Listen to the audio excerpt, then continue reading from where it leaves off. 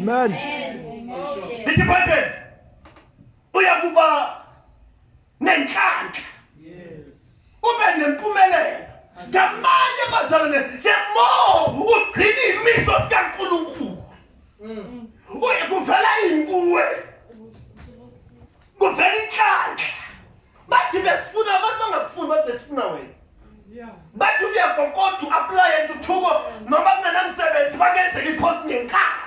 Uba nenhlanhla, uba nempumelelo kiko kokuphindayo. Umsebenzi wezandla zakho into yonke oyenzayo iyaphumelela ngoba nawe uyamesaba uJehova. Uqala ukuhlakanipha. Amen.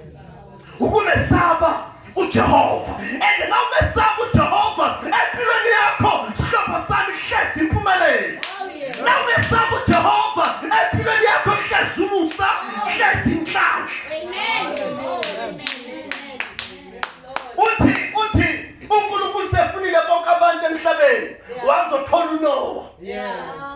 Lithi iBhayibheli uNoah wathola umusa emehlweni kaJehova. Ukulunga kwakho nokwethembeka kwakho kuNkulunkulu udinga uthola umusa phambi kwamehlo kaJehova. Yabona abathandekayo ungahlala ungatholi lutho.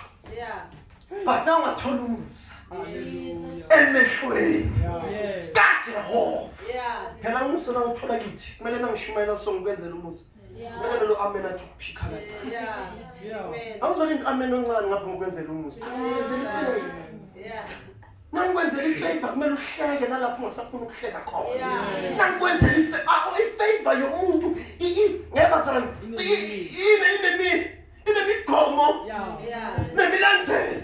Thembe nangikwenzela ifavor mntanami ngifuna ukuthi nongibona ungigijimela ungihage uthi pastor akekho njengawe. Ngoba mina ngisuke ngikwenzela ifavor. But now uthola ifavor uNkulunkulu awunandaba ukuthi amadimoni athini usathana uthini. Ifavor ikhamba kuJehova. We maintain her. Ngokuhamba ngendlela eziright. Ngokuphila ngongcwele. Amen. Kunempumelelo engeke siyiluke. Kunamakhiye esingeke siwathole. Amanye amakhiye empilweni yethu aphethe ubungcwele bukaNkulunkulu. Noma ungathandaza kangakanani uhlabe ngenhloko noma ungayenzani. Avula icode ithi holiness. Amen.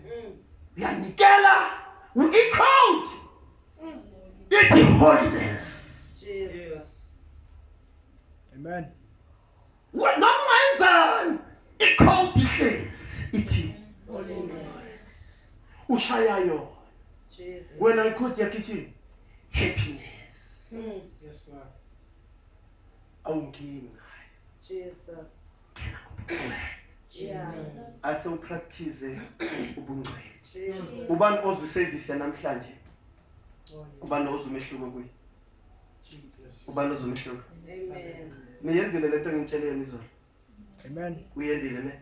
Notumela umfakazelo uthi uyendile. I said to them, when njengoba na umthandazo ngibaqazela ngomthandazo ukuthi umthandazo ukwenza ukuthi ungamind izinto.